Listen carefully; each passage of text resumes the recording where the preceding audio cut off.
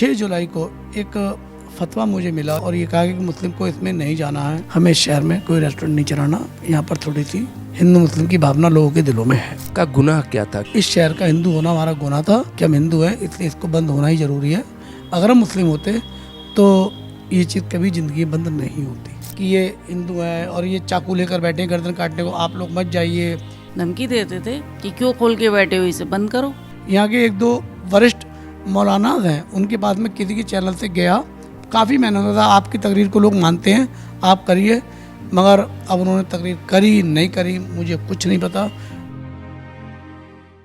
1947 में भारत का बंटवारा होता है और पाकिस्तान एक अलग मुल्क बना दिया जाता है, लेकिन उस दौर में हिंदुस्तान ने डेमोक्रेसी चुनी और हिंदू मुस्लिम भाई भाई का नारा दिया गया और साथ में रहने का वचन भी नेताओं ने याद दिलाया। कई दशक बीत गए और संभल में एक ऐसा सच सामने आया जो सुनते ही आपके रोंगटे खड़े हो जाएंगे। ये विकास अग्रवाल हैं, ये इनकी पत्नी हैं और ये इनका रेस्टोरेंट है जिसमें मैं मौजूद हूँ। करोड़ों रुपए की संपत्ति से तैयार किया गया, तमाम दिल्ली से बढ़िया कारीगर यहाँ पर बुलाए गए। संभल के हिंदू और मुसलमानों को यहाँ पे टेस्ट दिया गया, लेकिन एक दिन इनकी ज़िंदगी में तूफान आ जाता है और इस्लाम फोबिया इनकी ज़िंदगी के लिए बहुत बड़ी तबाही बन जाता है। एक मैसेज सोशल मीडिया पे वायरल होता है कि बायकॉट एरन रेस्टोरेंट। वो क्यों होता है, उसकी कहानी क्या है, विकास अग्रवाल उनकी पत्नी संभल क्यों छोड़कर जाना चाहते हैं, संभल के हिंदुओं का दर्द क्या है, योगी आदित्यनाथ तक कैसे ये वीडियो पहुंच सकता है, इनकी पीड़ा हर उस हिंदू को सुनना चाहिए, हर उस मुसलमान को भी जानना चाहिए जो दावा करता है ये वतन हमारा है, वतन के लोग हमारे हैं, ये भाईचारा हमारा है। सुनिए पूरी कहानी इन दोनों की जुबानी कि संभल में असल में हुआ क्या था। और इन दोनों की कहानी 24 नवंबर 2024 को शाही जामा मस्जिद वाले विवाद से बिल्कुल अलग है, क्योंकि जब तक वो विवाद पनपता इनकी कहानी खत्म हो चुकी थी। जब कोई बेहतर शुरुआत करे, शहर को एक रेस्टोरेंट दे, आपके साथ हुआ क्या, लोग सबसे पहले यही जानना चाहेंगे। क्यों आज आपको रोना पड़ रहा है, आपकी आंखों में क्यों आंसू है, कहाँ आपके साथ समस्या आ गई? मतलब शहर में एक रेस्टोरेंट खुला था, जब दिल्ली वगैरह हम जाते थे घूमने, हर जगह देखते थे कि हल्दीराम्स है, ओम स्वीट्स है, कुंदन स्वीट्स है, इतनी शानदार चीज़ें हैं, तो हमारे शहर में भी कुछ ना कुछ आना चाहिए। वो सोच के प्लान करके मैंने एक रेस्टोरेंट का सपना बुना और उसमें मैंने 3-4 बड़े आउटलेट के एम्प्लॉयज़ हायर किए और दिल्ली से वो पूरी टीम थी और बहुत शानदार मैंने रेस्टोरेंट खोला और वो मेरा काफ़ी अच्छा चला। लेकिन पता नहीं क्या हुआ, 6 जुलाई को एक फतवा मुझे मिला, जो मुझे किसी ने बताया कि स्टेटस पर एक वायरल हो रहा है कि मुस्लिम इसमें ना जाएं, मुस्लिम को ये लोग अवॉइड करते हैं। जबकि जिन्होंने करा या जिन्हें पता था कि मुस्लिम स्टाफ ऑलरेडी था, ऊपर मेरे रेस्टोरेंट के ऊपर जावेद हबीब सैलून की फ्रेंचाइजी भी मेरी थी जिसमें स्टाफ मुस्लिम होता ही है, मुस्लिम स्टाफ था, बट फिर भी उन लोगों को रोका गया और ये कहा गया कि मुस्लिम को इसमें नहीं जाना है। उसमें क्योंकि यहाँ पर पॉपुलेशन मुस्लिम की ज़्यादा है, हिंदू की ना के बराबर है, तो किसी एक कम्युनिटी के लिए कोई भी चीज़ नहीं चलती है, ना कोई अपना बयान देता है, जिसलिए ये क्राउड आना बंद हो गया। मैं लॉस में चलता रहा, मजबूरन मुझे रेस्टोरेंट बंद करना पड़ा और ये आज बंद है, आप देख सकते हैं, सब धूल है, सब ढकी पड़ी है, सब मेरा सब कुछ ख़त्म हो गया और मुझे करा गया, क्या साजिश करी गई मैं नहीं समझ सकता, लेकिन जो हुआ अब इस शहर में गलत हुआ है। कैसे आप, मतलब क्या सवाल पूछूं आपसे कि आपका रेस्टोरेंट बंद हो गया, किस लिए बंद हो गया?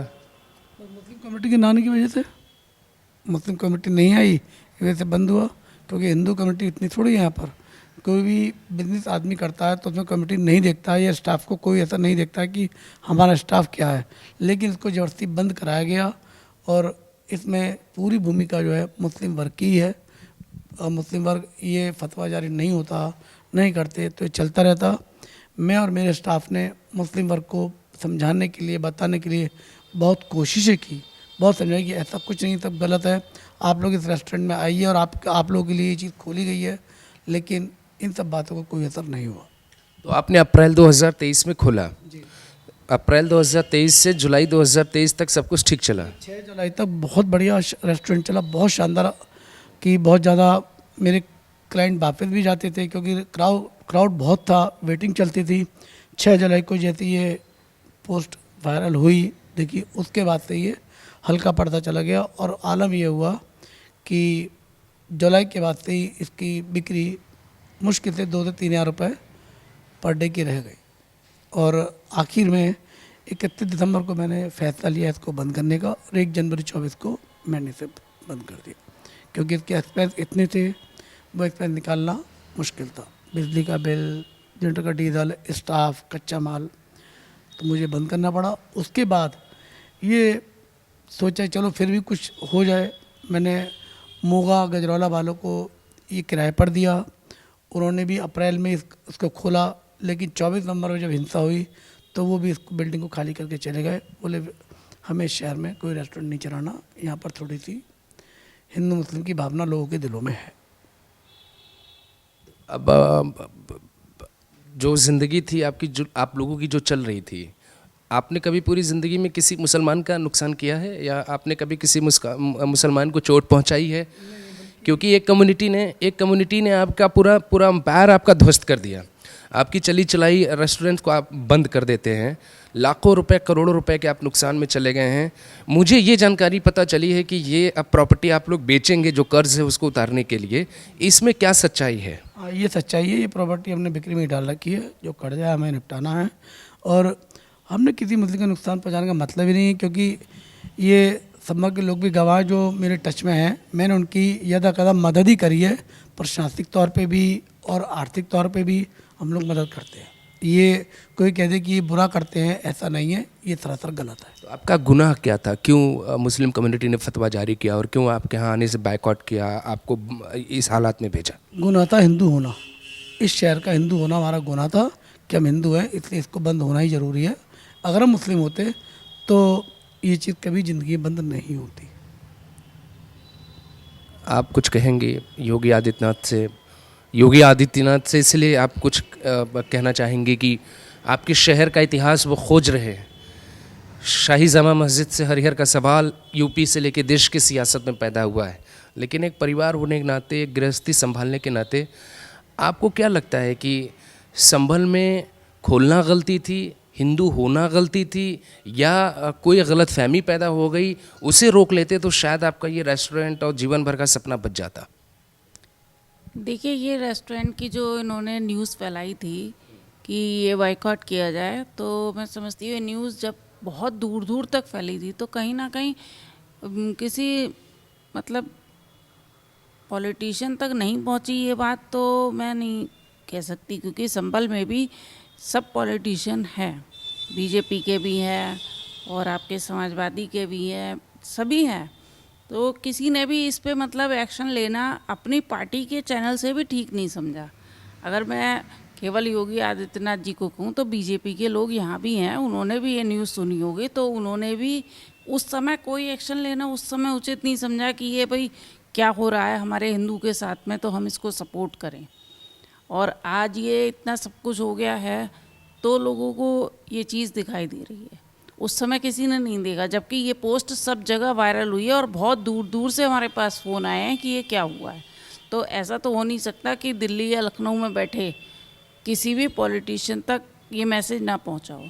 जब वहाँ के लोगों तक, आम जनता तक ये मैसेज पहुंचा है तो सब तक पहुंचा होगा। उस समय किसी ने ये एक्शन नहीं लिया कि यहाँ पर क्या हो रहा है। आप लोगों ने जब ये फतवा जारी किया गया, फतवा किसी व्यक्ति ने जारी किया था? हाँ, किसी व्यक्ति के द्वारा है, अपने आप तो नहीं होगा ना, और बाकायदा स्टेटस लगाया था। स्टेटस लगाने के बाद यदि जानकारी प्राप्त हुई है, लोगों ने फ़ोन कर करके कहा एक दूसरे से वहाँ नहीं जाना, इवन उस स्टाफ तक ने लगाया था जिन्हें मैंने जॉब पर रखा था और मुस्लिम स्टाफ थी, और मैं खुल के अच्छा, वो आपके यहाँ नौकरी करती थी और स्टेटस पे आपका रेस्टोरेंट बंद हो जाए इसलिए बायकॉट कर दिया था? उसने लगाया, मुस्लिम लड़की थी, वो 2 दिन जॉब पे रही, 2 दिन के बाद वो लड़की जॉब से चली गई, उसके स्टेटस पे लगा हुआ था। तो मैंने फिर अपनी गर्दन शर्म से झुका ली कि अब तो इस शहर में कुछ करना बेकार है। जब ये स्थिति, ये सोच है, इस शहर में इतनी भयंकर सोच है, तो कुछ करना भी गलत है। आप लोगों ने कैसे कोशिश की अपना पूरा बचाने के लिए, ज़िंदगी भर की कमाई की बच जाए? बहुत कोशिश की सब। और ऐसा नहीं है कि कुछ मुस्लिम लोग आए भी सामने, लेकिन उन लोगों की भी नहीं चली कम्युनिटी में उनकी।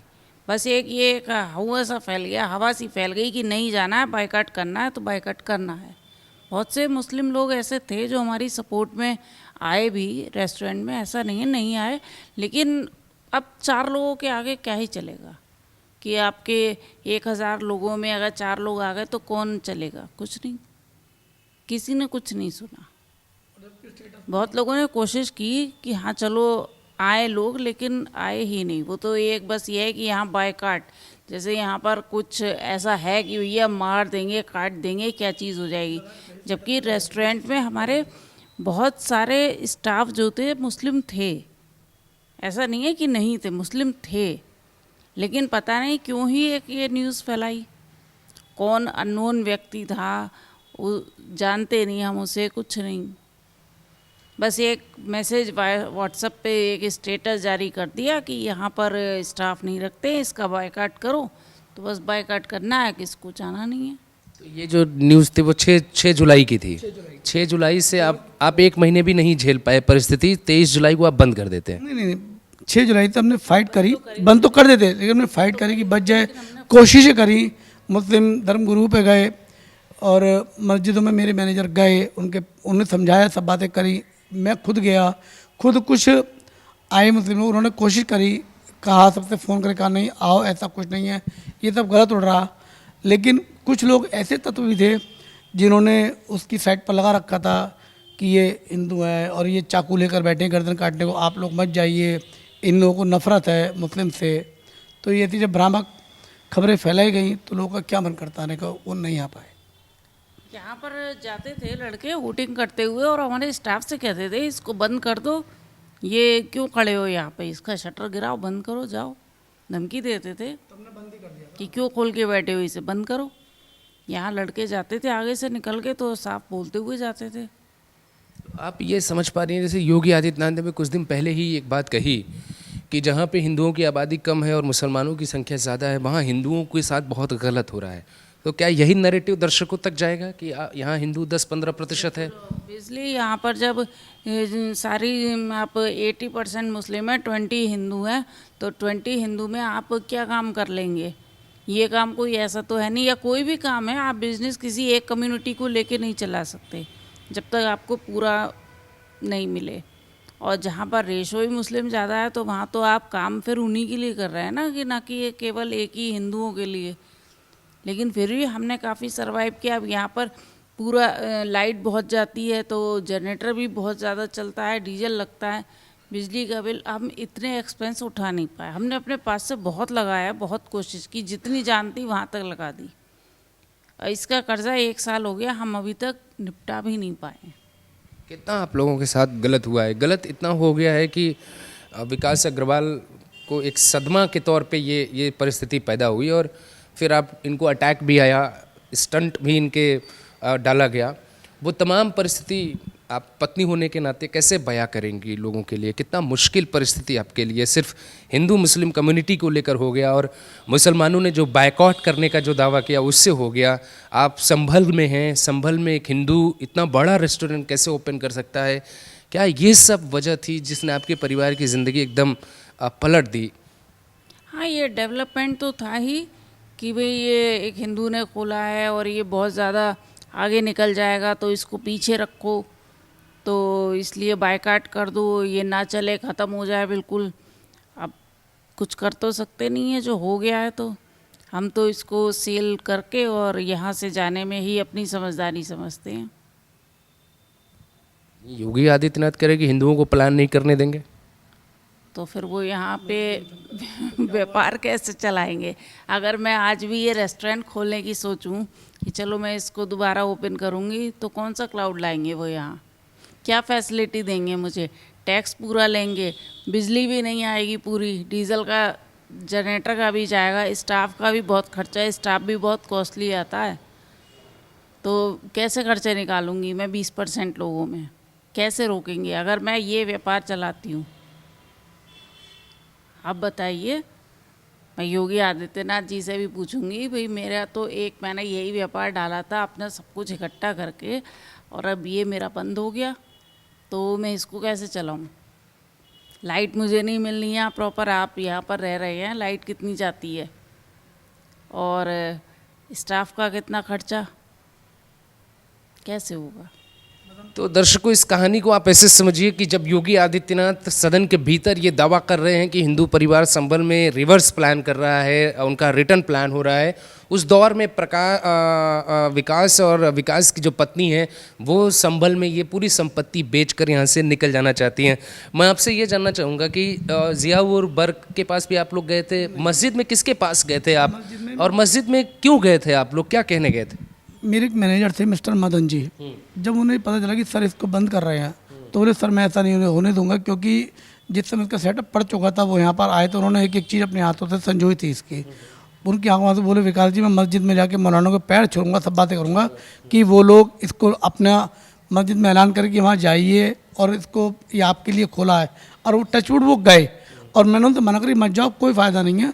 वो गए, वो कई मस्जिदों में गए, उन्होंने सबसे गई, इवन मैं भी यहाँ के एक दो वरिष्ठ मौलाना हैं उनके पास में किसी के चैनल से गया, काफ़ी मैंने कहा आपकी तकरीर को लोग मानते हैं, आप करिए, मगर अब उन्होंने तकरीर करी नहीं करी मुझे कुछ नहीं पता, लेकिन मेरे यहाँ कोई क्राउड वो नहीं आ पाया तो मुझे बंद करना पड़ा। दूसरा, अगर ये सूचना हमारे मुख्यमंत्री योगी आदित्यनाथ जी तक जाती है तो वो देखें हुआ क्या है, बस देखो मदद तो वो भी कुछ नहीं कर पाएंगे, केवल एक आश्वासन के अलावा।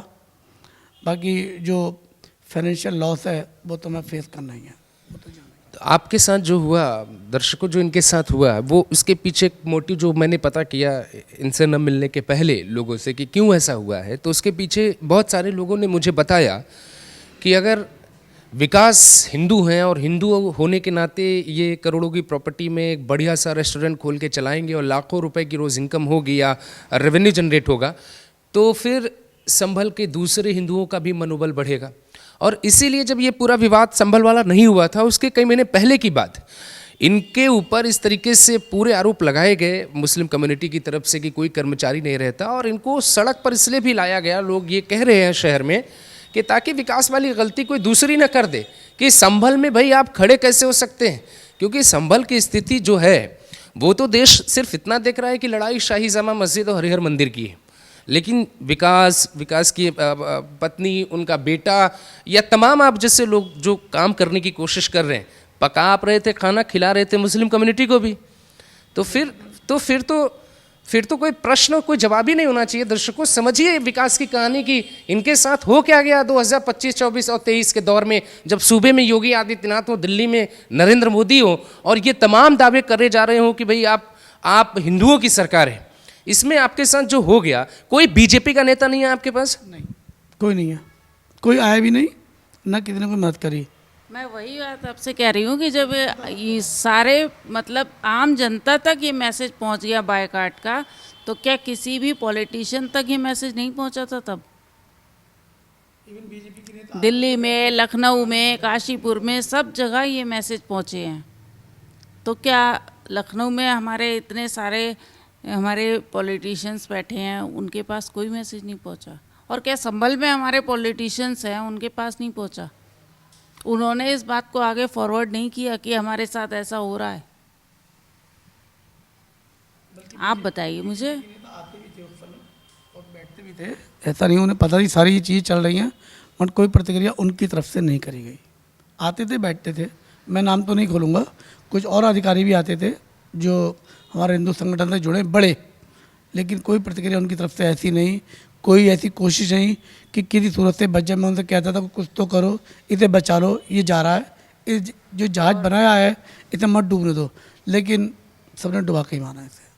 और अब ये दूसरा कोई आदमी संभाल में हिम्मत करेगा तो उसकी हिम्मत की मैं दाद दूंगा कि वो ऐसी चीज़ इस शहर को दे, मैं तो खैर नहीं दे पाऊँगा, मुझे तो जाने। मुख्यमंत्री जी कुछ कर सकते हैं तो ये ज़रूर पता कर लें ये बायकॉट की अफवाह किसने फैलाई थी।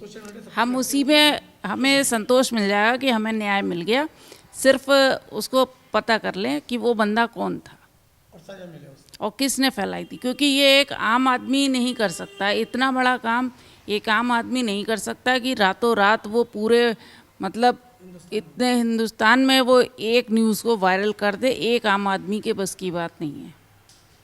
मैं एक मैसेज व्हाट्सएप पे लगाती हूँ, मेरे तो रिलेटिव तक को नहीं पहुँच पाता, ये तो दूर दूर शहरों में सब जगह वायरल हो गया।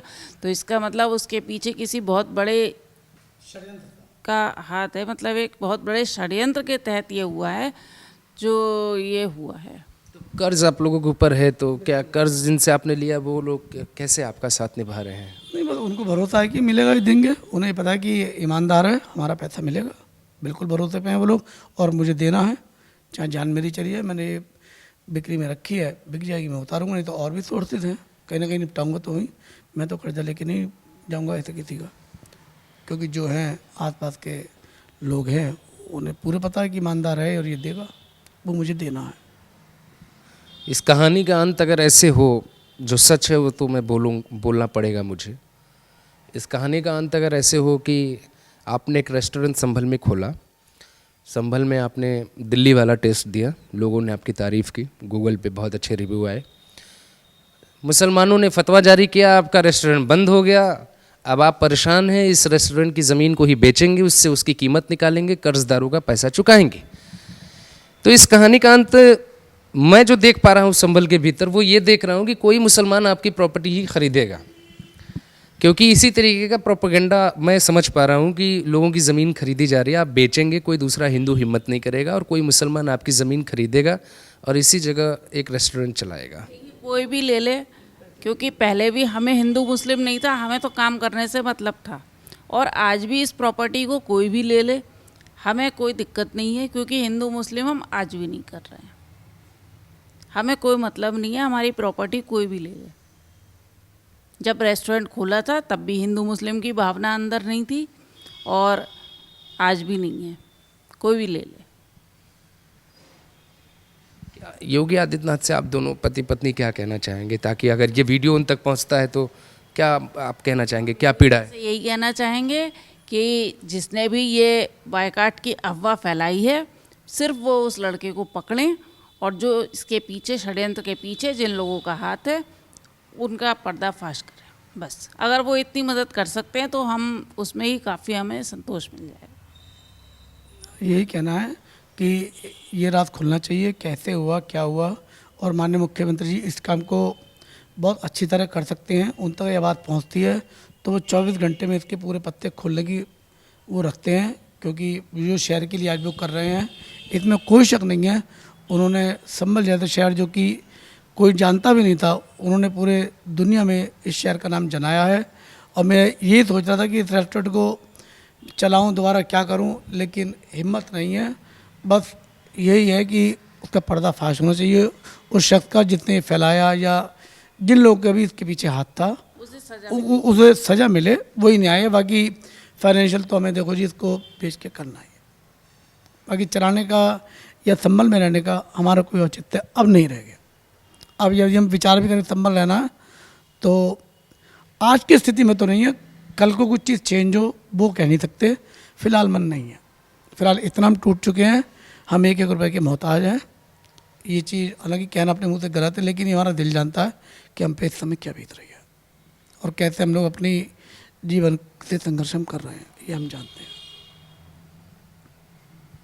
जाहिर तौर पे दर्शकों, आपकी भी जिम्मेदारी बनती है कि आप कैसे लोगों की मदद दूर बैठे करते हैं। सोशल मीडिया में तमाम ताकतें मौजूद हैं, ज़रा बताइए कि ये संभल में जो सच आपने देखा उसकी कड़वाहट को कैसे दूर किया जा सकता है।